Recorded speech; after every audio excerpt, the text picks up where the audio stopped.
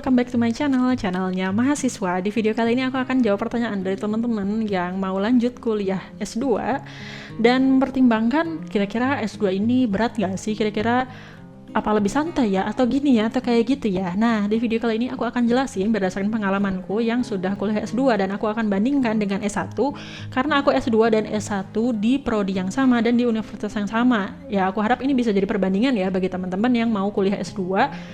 Kira-kira sama S1 itu lebih sulit atau lebih santai ya. Tapi sebelumnya jangan lupa klik subscribe dan turn on notification biar kamu gak ketinggalan informasi terbaru dari video-videoku selanjutnya. Nah, jadi untuk kuliah S2 ini, kalau dibilang lebih santai ya lebih santai, kalau dibilang lebih berat ya lebih berat. Oke, yang pertama aku akan bahas dulu apa sih yang bikin S2 lebih santai. Yang pertama yaitu jumlah SKS yang lebih sedikit. Jadi kalau waktu S1, SKS maksimal dalam satu semester yaitu 24 SKS. Jadi kalau misalnya IPK sudah di atas 3, maka bisa ngambil 24 SKS atau total SKS yang bisa diambil di semester itu. Tapi kalau misalnya IPK-nya di bawah 3, maka SKS yang bisa diambil berarti di bawahnya mungkin cuma bisa 22 SKS atau mungkin cuma 20 SKS aja. Tapi kalau di S2, SKS yang bisa diambil kalau nggak salah nih ya, maksimal 16 SKS. Jadi dulu waktu S2 aku IPK di atas 3 pun, IPK di atas 3,5, ya SKS yang bisa diambil cuma 15 SKS, 16 SKS, karena maksimal SKS-nya memang cuma sekitar 15 sampai 16. Aku lupa detailnya berapa ya. Waktu itu temanku ada yang tanya, cuma 15 SKS pastilah S2 santai banget. Oke, memang kalau dari segi kuliah santai. Kenapa? Jumlah SKS lebih sedikit dan lama durasi per SKS dalam seminggu itu cuma 90 menit. Jadi kalau misalnya 2 SKS ya berarti cuma 180 menit. Kalau 1 SKS ya cuma 90 menit aja. Kemudian yang kedua, kenapa S2 itu lebih santai? Karena jadwalnya lebih fleksibel. Karena gini, S2 itu jumlah mahasiswa lebih sedikit. Jadi kita bisa tektokan sama dosennya. Misalnya dosennya bilang, saya bisanya di hari ini. Mahasiswa bilang, saya bisanya di hari ini. Dan kita nyocok-nyocokin jadwal aja. Beda sama kita waktu kuliah S1 ya.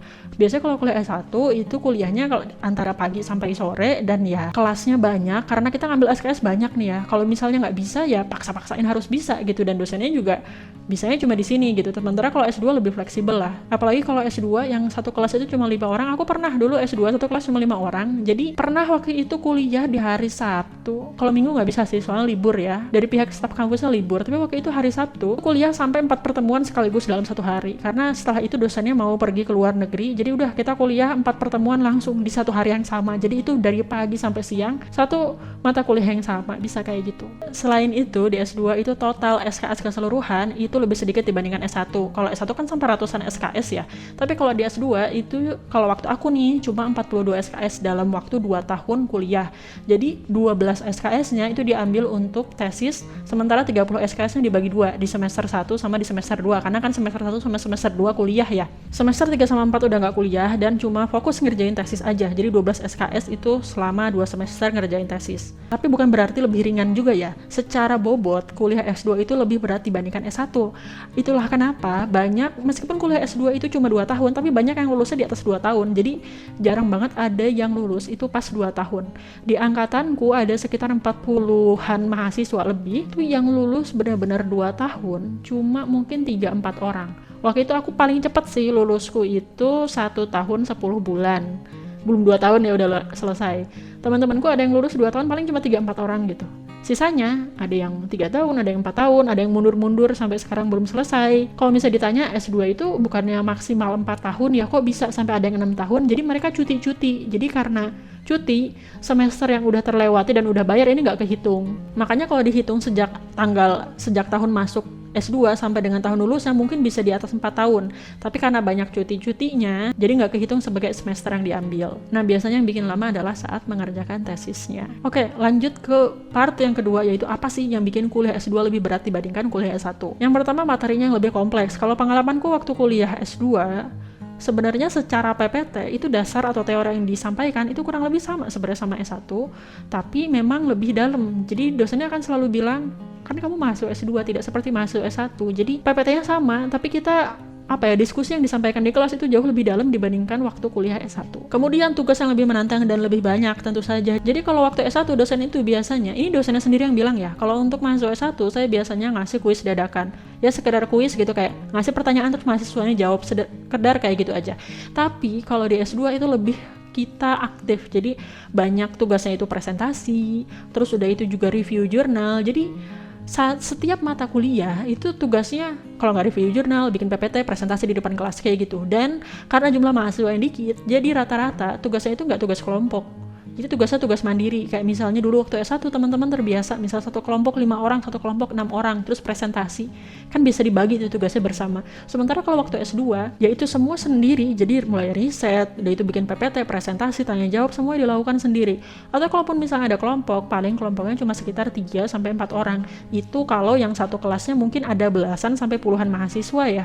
Tapi kalau misalnya satu kelasnya cuma 5 orang, ya pasti tugasnya sendiri-sendiri aja lah, mau dibikin kelompok juga gimana ya. Nah kemudian poin ketiga yang bikin kuliah S2 lebih berat itu adalah waktunya yang terbatas. Jadi masalahnya adalah, oke, kalau misalnya kita dikasih tugas nih, tugasnya yaitu review jurnal atau kalau enggak tugas kelompok presentasi, oke. Kalau satu mata kuliah, ini setiap mata kuliah kayak gitu semua tugasnya, dan biasanya dosen ngasih deadline-nya jauh lebih pendek dibandingkan mahasiswa S1. Kalau di mahasiswa S1 misalnya kita presentasi nih, misalnya dikumpulkan 2 minggu lagi atau 1 bulan lagi. Kalau di mahasiswa S2 ini nih, misalnya satu mata kuliah itu 2 SKS, berarti satu minggu akan ada 2 pertemuan. Jadi dikasih tugasnya di pertemuan hari Senin, misalnya Rabunya harus sudah dikumpulkan di pertemuan kedua, atau kalau nggak Kamisnya harus sudah dikumpulkan. Oke, kalau antara dari Senin sampai Rabu atau sampai Kamis ini nggak ada tugas yang lain. Tapi kan di hari Senin mata kuliahnya nggak cuma satu, ada mata kuliah lain, dan semua yang ngasih tugas yang sama, review jurnal juga, presentasi juga, dan semua deadline-nya di hari yang sama. Jadi kalau dibilang sibuk sekali gitu. Jadi kalau misalnya dibilang santai, ya santai kalau nggak ada tugas, tapi hampir tidak mungkin tidak ada tugas. Jadi mulai dari masuk ke semester 1, bulan pertama udah langsung tugas. Jadi bagi teman-teman, pastikan siapin mental, maksudnya siap buat capek-capek kayak gitu, karena kuliah S2 seperti itu. Jadi jangan dipikir, oh kuliah S2 bakal sama seperti S1, cuma datang, terus itu dengerin dosennya, nyatet, mungkin nanti akan ada kuis, habis itu nanti UTS UAS, nggak kayak gitu. Kuis justru malah nggak ada. Aku ngerasa hampir tidak pernah ada kuis ya selama S2. Mungkin ada 1-2 kali kuis, tapi itu juga dosennya ngasih tahu dulu kuisnya, bukan kayak jawab pertanyaan ABCD kayak gitu. Kuisnya lebih ke yang bikin kita berpikir, dan juga kita harus dapat informasi dari jurnal mana kayak gitu-gitu deh. Dan juga perlu tambahan ya, bagi kamu yang kuliah di eksak, anggaplah nih, bagi teman-teman nih banyak banget yang nanya, aku tuh dari Soshum pengen lanjut ke eksak S2-nya, aku yang dari eksak lanjut ke eksak nih S2, aku ngerasa S2 itu berat banget. Padahal itu aku prodinya sama, teman-teman yang S2 sama-sama eksak nih, tapi dia dari prodi yang lain pindah ke prodiku itu berat banget. Apalagi yang dari Soshum pindah ke prodi S2 yang eksak, wah tambah berat lagi. Temanku waktu itu ada yang dari Tata Boga pindah ke prodiku nih, teknologi pangan, wah berat banget, udah gak kekejar dia. Jadi dia bilang, aku kalau bisa lulus aja tuh udah bersyukur, jadi udah gak mikir lagi buat dapat nilai bagus. Nah jadi teman-teman tolong pertimbangin, terutama yang pada nanya pengen lintas jurusan dari background yang bener-bener jauh, apalagi kalau dari Soshum ke eksak, berat banget. Makanya kalau di S2 gitu persyaratannya cuma boleh dari yang linear, ini sebenarnya artinya prodi ini sangat sulit buat diikutin sama mahasiswa yang tidak linear gitu, karena emang berat banget gitu. Kuliah yang linear aja nih, anggaplah linear nih, aku punya temen S2 ini lulus S1 jadi dosen dulu di luar Jawa. Kalau di luar Jawa waktu itu kata dia nggak ada persyaratan dosen itu harus S2. Nah karena waktu itu dia mau naik pangkat, di usia 45 tahun dia disuruh kuliah S2, akhirnya dia kuliah S2 lah ke UB kan, ke Jawa nih, kuliah S2 setelah 20 tahun tidak menginjak bangku kuliah. Prodi S1 sama S2-nya sama. Pas kuliah S2, wah, sampai nggak kuat, sampai orangnya bilang, saya mau mengundurkan diri aja, 1 semester kuliah mau mengundurkan diri. Kenapa nggak kuat buat melanjutkan kuliah di sini? Posisinya prodi S1 sama S2-nya sama, tapi ada gap nggak kuliah selama sekitar 20 tahun. Oke, mungkin itu kalau kelamaan 20 tahun banyak yang berubah ya. Nah ini ada lagi yang temanku ini S1-nya teknik kimia, lebih susah malah ya. Terus udah itu lanjut S2 ke teknologi pangan. Dia nggak kuliah sekitar 5 tahun, soalnya lulus S1 langsung kerja sebagai PNS di Kementerian Pertanian. Habis itu kuliah nih S2. Kuliah S2 ternyata nggak kekejar juga. Cuma ya bukan nggak kekejar bukan berarti nggak bisa ya. Ya bisa sih, cuma berdarah-darah gitu buat menyelesaikan kuliah S2-nya ya.